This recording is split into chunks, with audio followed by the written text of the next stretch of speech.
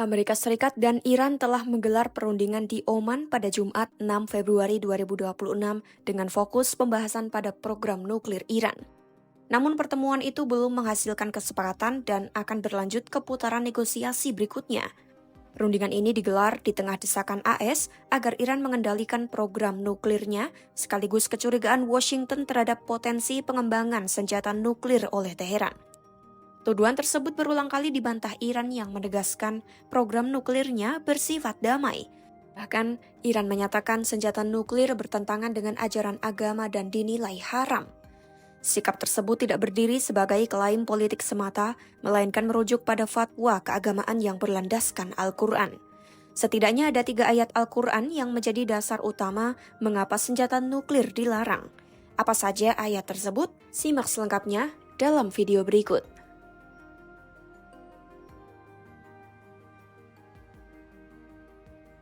Melansir artikel yang dimuat dalam situs resmi Kantor Pusat Pelestarian dan Publikasi Karya Pemimpin Tertinggi Iran, Ayatollah Ali Khamenei, yang terbit pada April 2010, pelarangan senjata nuklir dalam pandangan Iran bukanlah sekadar sikap politik atau strategi diplomasi jangka pendek.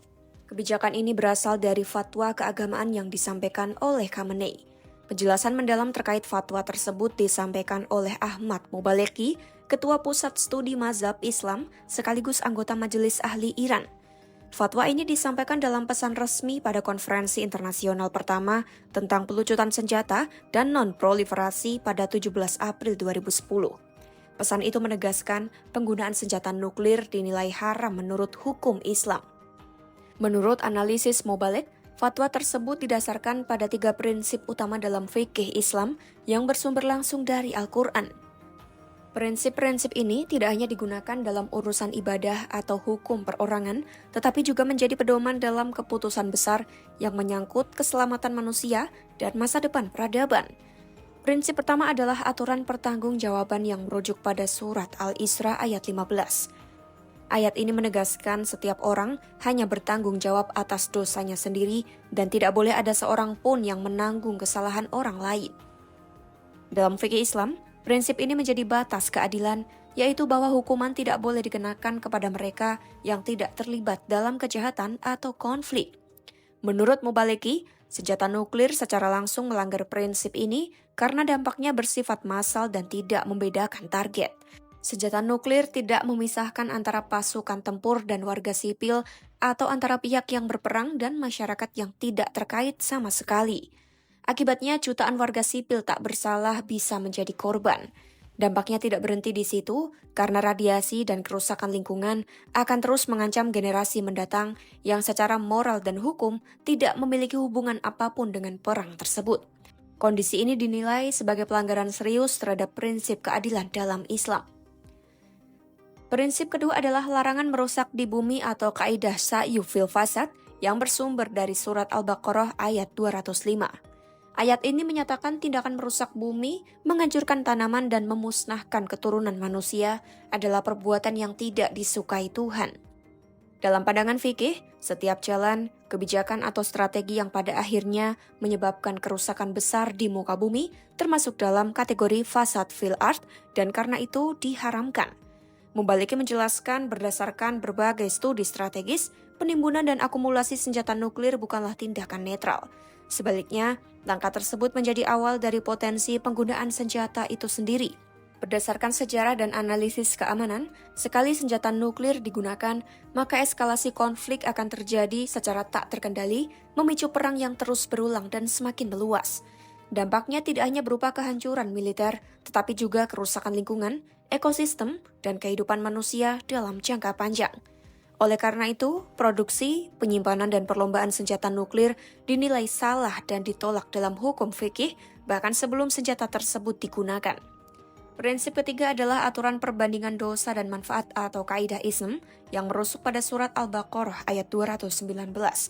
Ayat ini menjadi dasar umum dalam fikih Islam, yaitu jika keburukan, bahaya, dan kerusakan dari suatu tindakan lebih besar daripada manfaatnya, maka tindakan tersebut harus ditinggalkan dan dinyatakan haram. Dalam kasus senjata nuklir, Mobaleki menjelaskan, dampak moral dan fisik yang ditimbulkan jauh lebih besar daripada manfaat politik atau militer apapun. Ancaman perang nuklir dipandang sebagai bencana kemanusiaan paling besar sehingga tidak menyisakan ruang keraguan dalam penetapan hukumnya. Menurutnya, orang-orang berakal sehat di seluruh dunia sependapat bahwa senjata nuklir mengandung kerusakan yang bersifat bawaan dan maksimal. Prinsip ini juga berlaku dalam hal penyebaran dan peningkatan jumlah senjata nuklir. Penambahan senjata nuklir secara terus-menerus akan mengikuti pola eskalasi, memicu perlombaan senjata yang berbahaya, dan pada akhirnya mengulangi ancaman bencana yang sama. Dalam kerangka kaidah Islam, dosa dan kerusakan yang ditimbulkan oleh proses ini jelas lebih besar daripada manfaat kepemilikan senjata tersebut. Meskipun surat Al-Baqarah ayat 219 awalnya turun dalam konteks khamar atau sesuatu yang memabukkan dan judi, Mubaliki menjelaskan ayat tersebut merupakan prinsip umum yang dapat diterapkan pada setiap tindakan dengan dampak buruk yang lebih dominan. Dalam kasus senjata nuklir, bukan hanya hukum agama, tetapi juga akal sehat dan hati nurani manusia secara global mengakui besarnya kerusakan yang ditimbulkan. Kesimpulannya, fatwa pengharaman senjata nuklir dalam fikih Syiah merupakan keputusan keagamaan yang sejalan dengan fitrah manusia, prinsip keadilan dan nilai kemanusiaan Islam. Melalui 3 ayat Al-Quran ini, Iran menegaskan senjata nuklir tidak dapat dibenarkan secara moral dan bertentangan secara mendasar dengan ajaran Islam tanpa tergantung pada konteks politik atau militer apapun. Dengan begitu, isu senjata nuklir Iran tidak semata-mata berkaitan dengan politik atau persaingan kekuatan global. Sikap Iran juga berangkat dari landasan agama dan prinsip hukum yang mereka yakini. Hal ini menunjukkan penolakan Iran terhadap senjata nuklir memiliki dasar internal sendiri di luar tekanan dan dinamika geopolitik global yang terus berubah. Ikuti terus informasi terkini seputar isu global hanya di YouTube Kompas.com.